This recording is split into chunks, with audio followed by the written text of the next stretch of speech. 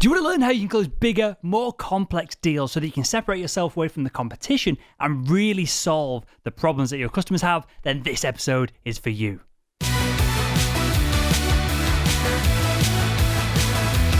Hello, Sales Nation, and welcome to the Salesman Podcast. On today's show, we have Tim Sanders, author of Deal Storming. On today's show, we're diving into collaborative selling, how you can close bigger deals, more complex deals, faster, so you add more value to the end user, to the customer, to the organization, so it makes it no-brainer for them to come to you and not the competition. Everything that we talk about is available in the show notes of this episode over at salesmanpodcast.com. And with all that said, let's jump in to today's episode.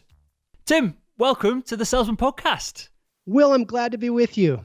Glad to have you on, mate. I'm glad to dive into deal storming, collaborative selling, and a whole lot more. I feel like from the conversation we've had before we've even clicked record, there's some rabbit holes that we can potentially go down in this episode. So that's always good. And I'm going to pitch you with this. I think I know where you'll go with it. I think I know the answer. But in 2017, where we are right now, in B2B sales, is it possible to be the stereotypical lone wolf salesman who is going out, getting their own leads, following up, closing them, and then supporting the customer after the fact? Or is it not possible to do that anymore? I think for most B2B sales situations, there's just too many decision makers you can't round up.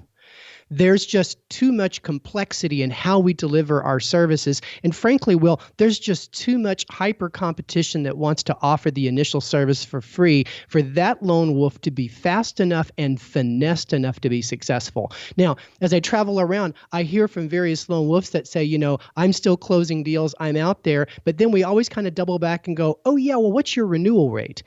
Because, you can take one of those closing academy courses and strong arm some IT director to signing something without checking off with all the influencers. But as they've learned at CEB, that doesn't mean the customer is going to be happy when it comes to renewal time. I think the idea here is that we live in such a complicated selling environment in B2B. Sales innovation is how you move faster. And over the course of 10 years, what I've learned is speed is the key to sustainable sales success. And if you've ever lost a deal because the prospect's company got bought, the prospect champion quit the company, a competitor swooped in at the last minute with a half-price deal, you know what I mean when it comes to being faster, equaling, becoming more successful.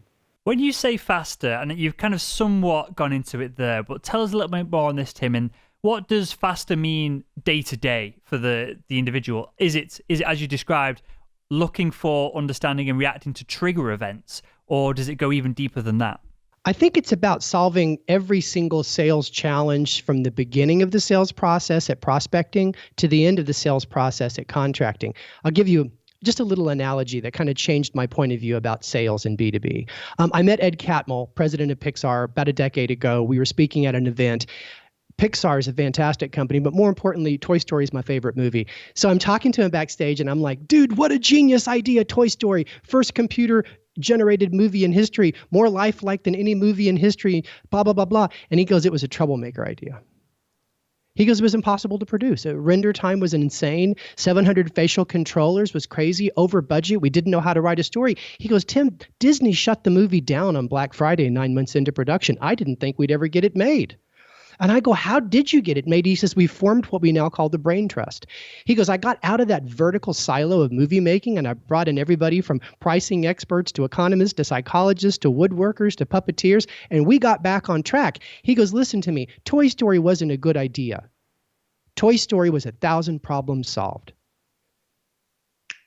So I've been working on all these big deals at the time for all my clients. And I realized, you know what? You don't close $1 million deal in B2B because you are a great pitcher or you're a forceful closer. You close it because you solve those 50 or 100 problems from the beginning of the process to the end. So if it's about solving a lot of problems, think about it like jumping over hurdles. The quicker you solve the one right in front of you, the less you have in terms of your sales cycle. So at Deeper Media, we started to study the predicted sales cycle and the actual sales cycle when the lone wolf goes outside of sales and invites everybody who has a stake in the outcome to participate in solving the problem. And what we've learned is that if your sales cycle is a year, just on the average, and you just involve marketing from the beginning, you can cut 60 days out on the average. The exact number was 57 days. that is a lot of time to cut out of your sales cycle.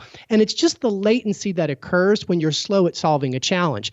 And so what we learned in the research is the reason you're faster is that when you're in a meeting, it's not a brainstorm meeting, but when you're in a deal store meeting and you've brought in the stakeholders like customer service and finance and marketing, I'm just kind of making it up, you increase your chance of walking out of the room with the next play to solve the existing challenge by 100%.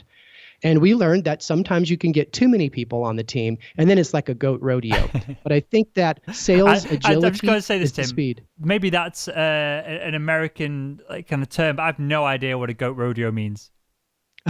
So goats are very skitterish. So if you put like 15 goats into a corral, they'd run around and butt heads with each other. And that's typical to a poorly run, corporate collaboration event. So sometimes, when we're pursuing, and I've seen this, you could be pursuing like a huge deal inside your company, and you're able to get 50 people to come to a meeting, including your CEO. That is a completely dysfunctional meeting. I believe that you need to just bring the total amount of people that have a stake in the outcome with one expert about your current problem. And the guiding rule is you should always invite one less person than you think you need. And then you've probably got the right size for the team. Does the percentage win rate of these deals increase as we bring on the likes of marketing? Or is it simply that there's less, the deal size is less so we can fit more of them in? No, actually, we've documented that even just bringing in marketing can have from a 15 to 20% increase in sales depending on the size of the deal and whether it's a renewal or a first-time sale. But here's the thing. When the average number of perspectives on a complex deal is 4, think sales, management, operations, marketing. I'm making it up, 4. Then the closing rate for 186 projects over a decade was just about 70% on high quality qualified deals. Now, to give everybody in the room that's going, well, that's not the average close ratio. No, the average close ratio that we beaconed for a high quality qualified complex deal is somewhere in the 35 to 45% range. And that's because they're always putting executive resources against it. But we were able to see a significant increase just because of the agility that comes from having all those outside perspectives. Because I think the thing, Will, is this. In sales, we have these constraints that we operate by. And we have these best practices that we live by. But the game is changing out there very quickly. Procurement's getting involved in our world. External influencers are getting involved. End users are now decision makers. So because it's changing so very quickly, that's why we've got to go a little bit wider to bring in people that don't know what they don't know. So we try very surprising things. I love it. And I've got some context of this, but if there was 2 of me, it would make more sense. In that I've gone from the B2B selling world, selling like medical devices to the NHS here in the UK, to essentially marketing a business and building a media organization, to put it really simply. And so I know that if I went back into sales now, my ability to create mini bits of content for end users, for decision makers, to explain things, even just my skill in copywriting, which has just been developed from sending tens of thousands of emails every week. All these, and this isn't the best example, I'm not suggesting that the audience needs to go out and do all this to become a better salesperson, but all these extra little bits of nuggets of information and knowledge, I would be a totally different salesperson to what I ever would be. And if you bring in a team, I'm guessing you don't need to know all this stuff. You can almost pass some of it on, and you're almost parallel processing a lot of the problem solving as well, versus linearly processing it of learning a new task to solve a problem, and at that moment you're still stuck. Whereas if someone else is working on it, you can perhaps tackle 3 or 4 problems at once, right? Exactly. And the thing too is that a lot of times, we fear bringing people from outside sales in. I mean, marketing, it's okay, right? Now they're a lead gen for us. We don't mind bringing them in. They're a little slow. They call them the land of slow, but that's okay. That's what some of my clients call them. What we're really afraid to do is to bring in the real stakeholders, the people in pricing and revenue recognition, and operations and delivery teams and engineering for customized services. We don't bring them in until we have a signed deal that they've got to accept. Well, no wonder we can't deliver. That's why when Miller Hyman's MHI research, when they did that study in 2014 and they looked at the world-class selling organization that beats their rival by double digit, they said what they all have in common is this culture of collaborating across departments in pursuit of deals. So when I really tried to dig into the MHI research to say, well, what's behind this? Well, ultimately, Will, it wasn't, the double digits weren't because of simple things like closing rates. The double digits had to do with customer satisfaction, renewal rates, extension purchases. And the reason why is you can turn the police into the pep squad if you bring them in early enough and give them a voice at the table. You see the finance folks, the delivery folks, if they're involved early enough, you empower them, if you will, to contribute to the structure of the deal. And so they're much more of an owner after the deal gets signed, and they try harder to deliver and make the customer happy. And that was a real aha moment. One of the researchers told me that at a lot of these companies, and this is probably true where all of us work, outside of sales, the belief in all other departments is that if you're not at the table, you're probably on the menu, okay? So to think that they don't want to help you is not true. They want to help you, and when you bring them in early, it makes a huge difference. Assuming you understand the process of deal storming as an account executive, assuming you actually know how to run that meeting effectively enough to move everybody in the room from me to we. That's the key to success at that point. So I want to dive into what the role of the sales professional is within this, whether they're a project manager, whether they are just doing the face-to-face with the customer. We'll dive into that in a second because I think that's an interesting conversation in itself. But before that, Tim, how little are we leveraging all the resources that we've got inside the organizations that are there for us? Because I know me, again, in medical devices, occasionally I'd bring my sales manager along. Occasionally I'd bring... there was one chap who had been working for the organization for like 30 years. So he knew all the surgeons who were consultants now. He knew them when they were all trainees. So I'd bring him on patch as many times as I possibly could throughout the year, because he would just walk into a room, start telling stories about strip clubs and drugs and all kinds of stuff. And when these surgeons who are now 40, 50 were kids, I say kids, kind of like 25, 30, my age. And the whole suite, the whole theatre would come over and listen to his stories, and that would subtly kind of get their attention, and you would sell indirectly through that. So I was conscious of a few resources, but I never used any marketing, even material or literature. I always held back from handing stuff out because it was never bespoke, it was never custom. And clearly that's easier now than it was 3, 4, 5 years ago. But how little are we just not even complexing things in that we're going to build a team of stakeholders, we're going to parallel process, the phrase I used before, putting all that to one side. How little are B2B salespeople just leveraging the financial director to speak to another financial director and have a conversation that you couldn't possibly have, but they can kind of bond, build rapport, and have an intelligent conversation between themselves? I think it really depends on sales leadership inside various corporate cultures, but what we've learned on the aggregate is that if you qualified a deal or an account save for collaboration, where you say, okay, there's at least 3 sticking points, and our existing sales process doesn't address the 3, or there's a huge creativity challenge, meaning half of everybody we've got to convince we'll never meet with. That's a huge challenge. That means you've got to figure out some deliverable that's custom. When it's qualified, what we're seeing is about 40% of the time there's some collaboration outside of sales, only 40% of the time.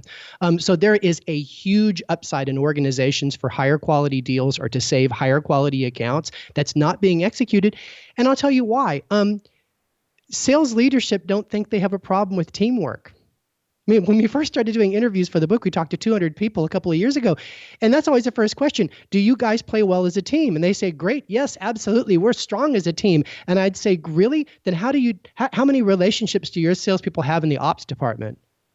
Really don't know them. Invited 2 of them to sales conference last year. Then you don't play together as a team. Because here's the analogy I always say. When you go to a restaurant and the host seats you, the server takes your order, they turn it into the cook, he makes it, they serve you the food, the busboy's pushing around his stuff, clearing the tables for the next pal, and the host takes your money and you leave. That is not teamwork. That's line work. It's teamwork when the busboy notices your food has been sitting under the lights too long, the waitress is overcommitted in her section, so the busboy delivers food to you. That is teamwork. And what I see is that there's that misperception in sales leadership that teamwork can exist only inside the sales silo. And I think that's what I'm really trying to undo, not only with the research, but by helping sales leaders just try it once. And one of the things I always suggest, Will, is like if you're a lone wolf or if you're in a lone wolf culture, do what I did back in the year 2000 when I first showed up at Yahoo after they bought our startup. First day in the cafeteria, dude. I'm just like at director level back then. And I walk into the cafeteria at URLs. It's called URLs.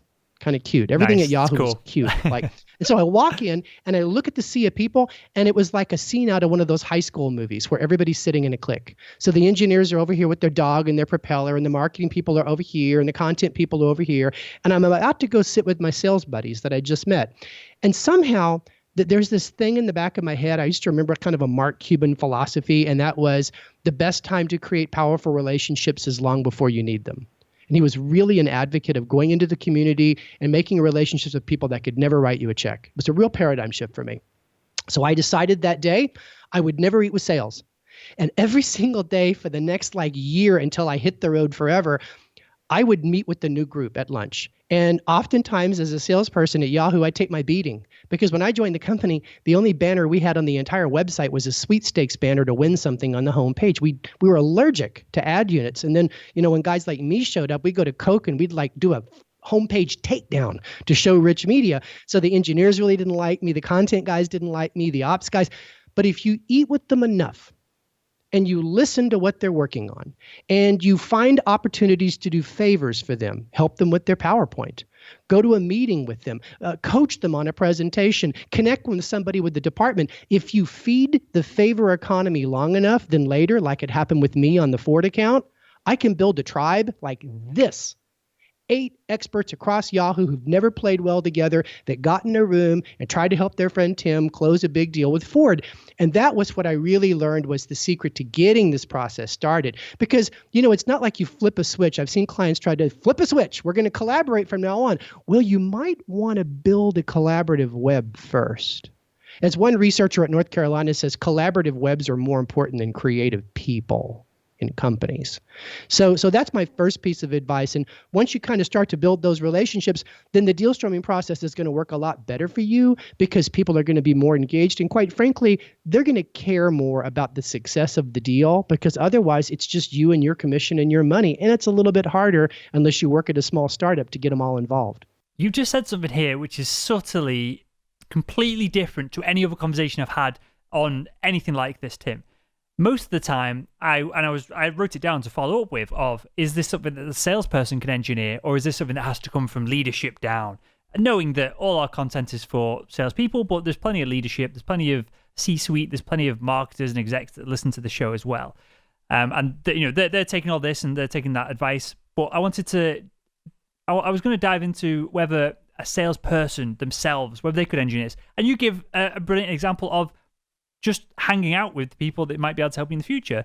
I don't want to dumb it down, but is it almost as simple as building relationships here and then leveraging is the wrong word, and I don't like that term when I'm talking about another human, but essentially leveraging that relationship later on? Is that the process we should be aiming towards? Yes, that is the process we should be aiming towards. I mean, think about your buyers. Your buyers are now operating together as cross-functional teams. One of the most popular corporate training programs at Skillsoft is how to buy better for less. And they teach you on the other side of the fence on technology, how to work with business people and how to work with the information security people and how to work with outside procurement groups. So those buyers are being organized and trained to work together. It is insane if we think in sales we can beat that. And I'm not saying we're out trying to beat the buyers, but we have to match what they bring to the table to win. And what they usually bring to the table to win is their own process to get past the smoke and mirrors, to make sure that they're getting the lowest cost of ownership, and to find, if possible, the lowest cost entry point to a new problem space. And that is a big paradigm shift out in the market. And so I think that even if you don't have sales leadership buying into the deal storming process as codified, like a first response, not a last resort, if you just had a few relationships in key stakeholder groups, like you ask yourself, who has a stake in how I sell big deals? Just ask yourself that and write a list down of those people. If you just go develop relationships with them, and as I say, feed the favor economy, find ways to help them and show empathy to them, You can have informal conversations that are absolutely game changing. And then what they'll help you do is they'll escalate it on their side so that they can bring in the actual decision makers inside your own company if you need to do specialty work, if there needs to be consideration around pricing, or I know you like to talk about hacks. If you're facing like what they have now in software as service is what's called the no contract, which is a huge hack, which takes out the whole fourth part of the sales process. Well, guess what? You've got to have some friends in the legal department to even entertain that type of discussion, especially if you're at a legacy technology company, say like Oracle or Microsoft, right? So the cloud thing's changing that game too. And that's why I think the relationship development is the key to success. And for those that say, well, what's the first favor I could possibly do for somebody outside of sales? I want you to take an inventory of your greatest skills. So at the time I thought about it, I was pretty good at developing PowerPoint. I was a PowerPoint jockey and I didn't use clip art. I was really good at coaching people on how to give a better speech because I was a championship debater. And I am a networker. So I don't mean networker like, cocktail and business cards prospecting. I mean, inside the companies I work for, I go make connections because it's just my DNA. So I said, okay, those are my things I can do. I can share my knowledge. I can share my network. I can do some wet work. And once I was cognizant of that, Will, then my radar was always up at these lunches. And when I'd go to offsite events, my radar was up and I would just I would enthuse when an opportunity to do a favor came up. And some of the other salespeople next to me were like, I don't get it. Why do you mess with those guys? And then, 8 promotions later, I think a lot of people in that organization, kind of got it. And that is, teamwork is the secret to success, especially in a tough selling environment like we were in back in 2001 and 2002 after the crash. And I think another layer on this, and tell me if I'm wrong here, but I know if I'm working in sales and operations invited me into one of their meetings, I'd be intrigued to see what's going on. I'd be intrigued to help. I'd want to widen my reach there. So the opposite, I'm sure, is the case. If you invite Barry from marketing over, he probably wants to learn a bit more about what you're doing so he can do his job better. And there's a kind of cross flow and balance of ideas here. But this leads me to... Yeah, and I think marketing is the first place too. Marketing is where you start. Yeah. I think moving forward, marketing, I'm not going to use the term smarketing. I feel like punching myself in the face every time I say that word. But it's the best way to describe it at the moment that I found. But I think, I think your word was silos. I think that the silos of sales and marketing will collapse into one. I think that's a no-brainer for most. Anyone who's got content creating marketers as opposed to messaging or branding marketers. I think the content people should be in the same room, if possible, as the salespeople to kind of go back and forth and we can digress and we can talk about that for another 4 hours, I'm sure, Tim. But the salesperson, being selfish for us again for a second, what is their role in all of this? So we've outlined the ideal scenario in that we've got probably a nice round desk so no one feels left out, sat on a corner, and we're all equals around here. We know we've got this 1 or 2 or 3 problems that will move the deals forward. We're going to have a conversation about it. Is the salesperson's job then to own this and to be the project manager, to give directions, to pull it all forward and move it forward? Or is their role to just be the spokesperson between the group and the customer? I've thought about this a lot, Will, and like it or not, here's what I think. I think the salesperson runs the show. If the salesperson isn't running the show, they're never going to reach out and collaborate. See, that's the brick wall I kind of ran into. Why are lone wolves? Because if I bring in the land of no and the land of slow and give them power, they will slow me down and kill my deal. And that's a belief system. And the big reason that we don't collaborate is we don't want to let go. So you don't have to let go. I tell sales executives and leaders and CEOs all the time, the worst thing you can have in one of these situations is the CEO running the meeting. You want to talk about the chilling effect of any junior person in the room that might be willing to reveal something? It's a bad idea, and your meeting gets rescheduled 15 times. Here's how it works. The salesperson identifies a high quality, high complex opportunity that's outside of the current sales process. They kind of see we're stuck. They go to their sales manager to qualify the opportunity because at different corporate environments, you want to make sure it's cool to reach out to tech. Because sometimes the sales manager might be, no. We're getting ready to ask a huge favor on Salesforce integration. Wait a minute. You never know, right? So you qualify the opportunity with your manager. And then you and your manager recruit the team. The manager recruits the more senior people you need in the room. You recruit your peers. But once that team is built, then it's all about the salesperson. The manager serves as sponsor. They usually come to the meetings. They sit in the back of the room. When there needs to be special permissions or some historical analysis, they chirp in, and they usually coach the salesperson after the meeting on how well they ran that meeting towards the next play. You see, I think these cross-departmental meetings are where salespeople become business leaders, and I know that.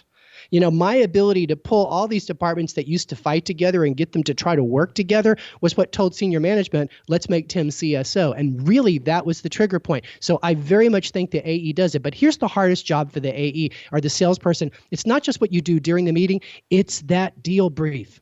This is the thing. And this is what occurred to me around 2002. And now my clients, you never call a meeting with people outside of sales without giving them a deal brief, 2 or 3 pages, at least 2 or 3 days before the meeting. So if you're going to have a deal story meeting on the Tuesday, you write a deal brief and you distribute it by Thursday. And the deal brief's easy to write, but it's, takes some time. So it says, here's the opportunity.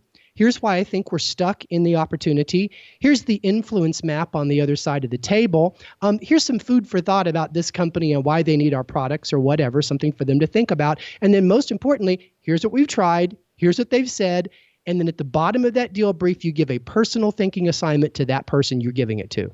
So I might say, Will, I know you're in operations. I want you to think through how we could deliver this on a customized basis. Somebody else in marketing, you would say, I want you to think about how we can create some kind of design or element that our champion can show around the company. I might tell my manager, I want you to think of somebody that's missing from the team I should have invited. When you do this, and you hassle them on Friday to read the brief and think about it over the weekend, you are triggering the most important part of the creative process, incubation. Because now high-performance people, they can't stop thinking about something like this. And especially if you've given them an intellectual assignment, in my experience, when they come to the meeting on Tuesday, they're a little enthusiastic. They've already got some ideas. And most importantly, they have clarity about their assumptions behind the ideas. And they're not going to get defensive when you have a candid debate about whether that is the right or wrong next play. No deal brief, no innovation. That's my experience. And I didn't develop this. I was given this as a great piece of advice by the co-founder of IDEO Labs, Tom Kelly. He wrote a book called The Art of Innovation.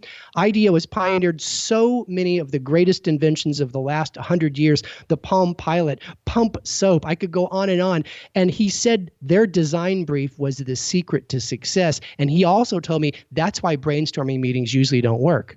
You're not giving people time to have any clarity and to let their mind do complex pattern association. You're just throwing them in the room, getting a flip chart out, snapping your fingers and saying, places, ideas. And that's why I think for the salesperson, if you get good at that brief, you're going to get really good at collaboration. Because I guess it's doing a whole load of, you dive into the psychology, perhaps if you believe that there's value in it, of you're also allowing them to have a voice. Versus if they're not confident in what they're going to say, they're just going to not add any value to the conversation. So there's no point in them being there. So it's giving them an opportunity to have a voice. Then they get to see the project essentially move forward, their ideas be developed, and so you're almost roping them in. You're almost like having your fishing rod reel out and then just tying them up in this. In that, that's right. They don't want to look silly either when they've had you're reducing the amount of excuses that they've got for not providing some kind of solution as well, right? That's exactly right. But as you say, the hardest part of that is to reel them in. Because here's the reality, especially if you're a salesperson and the director of IT is one of your collaborators. Well, he's 3 clicks above you in the organization. And he's going to bring his agenda into the room, try as you might. And he might have a grudge about something that happened 2 years ago on inventory technology integration. You got to know that's coming, okay? And maybe your manager sponsor is going to smooth that before the meeting, maybe, but maybe not. So here's the trick. The first ground rule is that ideas can come from anywhere. That empowers everybody. So don't look at someone and say, you don't know what you're talking about. You're not in sales. That's the first rule. The second rule, though, stay on agenda. Because a good deal storm meeting has a couple of parts. There's the review of the deal brief. There is the problem discussion to make sure you're not solving the wrong root cause. And that usually is about 15 minutes. And that's missing from most good meetings. And then there's the solution discussion where people introduce ideas. We have a little debate to finalize the idea and we figure out the next best play. But ultimately, the salesperson will make that determination. Here's what I've learned. If you say we're going to stay on agenda, then you need to have a flip chart or a whiteboard dedicated to something called issues. I learned this from a great book called The Secrets of Facilitation. It's the issues board. So when that director of IT says, I still have an issue with how slow you guys were to respond to our technical specs. You held us up for 3 months. You say, Don, I understand that.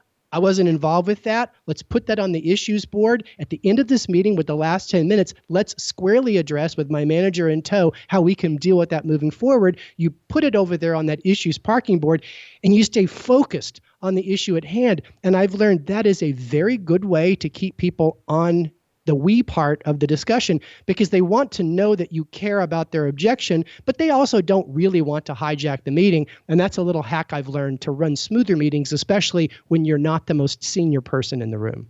Love it. And so as we're getting super practical here, Tim, how do we document all of this with the end goal, I guess, of this has to go back to the customer at some point? So is there any way of documenting this so that it makes it easier to facilitate that conversation with the customer or the potential customer? Very good question. So I think that every great deal storm has an information master, and brainstorming, they used to call it a scribe. And I love to have one of your buddies in marketing serve this role. And what they're doing during the deal storm is they're kind of not just taking notes of what's being said, but they're creating the construct of that next play. Because I believe that whether it's a wireframe or an outline or a whiteboard diagram, a prototype is worth 1,000 meetings. So that's the real key. And so what that information master does in partnership with the salesperson is tries to create something that you can whisper to your most trusted member on the prospect team. And we call it a whisper test. So let's say that you're going to try this way of approaching the deal where instead of doing one big deal, you're going to do 13 regional deals, but you're going to do a single installation and let it fan out. That's also kind of a new thing in sales because you can never lose your deal to Oracle. You can only use like one or two of the 13. So it's kind of a cool approach when you're a smaller company in a bigger space. So that's hard to do, and it's a little bit more complicated for your prospect customer to implement, but you've got a champion there, and she really wants you to win, but she's not the sole decision maker. You go to that person and you whisper to them, you say, I want to show you a prototype. It's just a wireframe, but I want to show you how we're going to implement the deal, and I want to tell you why I think it's better for you, and I want to know if that dog will hunt, but please don't share. And I find that in a high percentage of the situations, they're very loyal to you, and they give you killer feedback, and they don't even know it. They've joined your deal storm team. So I think that's really important. And I think that's why it's always important in a deal storm when you create that influence map in the deal brief to indicate who that champion is. But we can never confuse the champion with the mobilizer, the person that actually gets change done inside an organization. And boy, I could talk about that for a while because consistent with the CEB research, we find that the average mobilizer that has punching power, like on a scale of 1 to 10, they're a 9 when it comes to driving consensus and change. They show up as a detractor, a debater. They look like a blocker. You can't wait to get out of the room. So never confuse the person that likes you with the person that can help you. The person that likes you can give you tremendous feedback on out-of-the-box ideas and maybe get you an audience with the mobilizer. But I think the whisper test done right can really help you get it right, especially when you're doing something really innovative. Tim, I think this has got to be part one of multiple episodes, mate, because this idea of the champion versus did you call them the champion mobilizer? Versus mobilizer. I couldn't read my own handwriting then. I was looking at motivator. So the champion versus the mobilizer, that is a conversation which I fell short on in the past of getting them confused. So I personally would like to learn more about that. But with that, I've got... Yeah, and what we'll do is we'll involve my buddy Brent Adamson over at CEB, now Gartner, because he's got a unique point of view on that too. And I'll see if I can round him up if you want to try a 3-way, buddy. Let's do it. That 100%, I'm down for that. That'd be awesome. We've been doing... regular listeners will know this, but it's somewhat of a focus of me to get more than one guest on the show moving forward, just to kind of, one, to differentiate ourselves, and then two, just there's so much more to go at when there's a dynamic of people either agreeing or disagreeing, and clearly you can have different setups of conversations to achieve different things. You should book me with Grant Cardone and we could have a big debate. Oh, wait a minute. Unfortunately, you're in the queue with people who want to get on with Grant Cardone, okay, myself great. included. All right, let Gary go first. Well, that'd be a good show in itself. Right. Okay, Tim, I've got one final question, mate. We'll wrap up with this, but for sure, I mean, it will get you back on, perhaps with Brent, and we'll dive into this in more detail and move things forward, because I feel like we've only scratched the surface with this. But I've got one final question that I ask everyone that comes on the show, and that is, if you, sir, could go back in time and speak to your younger self, what would be the one piece of advice you give him to help him become better at selling? I would say, if I went back to my 20s and I could give myself a piece of advice, I would say, be the most well-read person your prospect has ever met. Every other book you read should be a book that tackles your prospect's greatest business challenges. You need to spend $20 a month, mate, reading a book on behalf of somebody else out in the market and giving them that instead of a stupid t-shirt or a coffee cup. I didn't start doing that till I was 37. And the only reason I started doing that is because I admired the owner of our company, Mark Cuban. And Mark said this, Mark's motto is this basketball coach, Bobby Knight, like, everybody wants to win, but only a few people are willing to do the preparation work to actually win. Mark read 50 books from January to July of 1997, and not just books on what he cared about in broadcasting, books on everything every partner and customer would ever care about: financial markets, brand building, the history of e-commerce, all this stuff, because he knew that during times of great change, this is how we break out of the pack and establish credibility. So I started to do it. I started to try to read a book every month. And then once I went to my first customer meeting and laid a book on a table about the future of the healthcare markets and had it all marked up for them, and then that guy got me a meeting with their billion-dollar company CEO, and I'm just an AE, the light bulb went off. We don't add enough value as salespeople. We think that adding value is closing the deal. Adding value is helping that customer be more successful a year from now, whether or not your team can deliver. I love it. I'm smiling because that is going to be a 1.5-minute clip that will do really well on Facebook in itself. I love the rant. And just on books, Mark Cuban's book, tiny as it is, and it's pitched as a business book, that is a book on sales. It really is, because he is a master salesperson. And by the way, I don't know if he put this in the book, but his motto was make love, not war. Because he said every company acts like they care about the customer, but they go to war with them with the P&L as a shield. He goes, we're going to be different. We're going to find out what they want. We're going to give it to them. Amazing stuff. Well, with that, Tim, tell us a little bit about Dealstorming, where you can find it. And I believe you've got a URL to show the audience as well for a resource that is going to hopefully put a smile on their faces. I'm all about adding value, right? I wouldn't want to come not do that. So I've built a special resource page for all the listeners. It is timsanders.com/salesman. timsanders.com/salesman.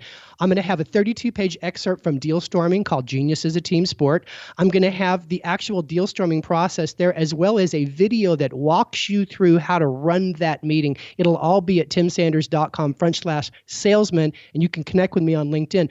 But here's another offer, and I know this is going to hurt, but this is a DVD. It's the keynote I gave in 2016 at the Experian National Sales Conference, just about Dealstorming and collaboration. It is a DVD that I will happily mail the first 20 people that email me. My email address is easy.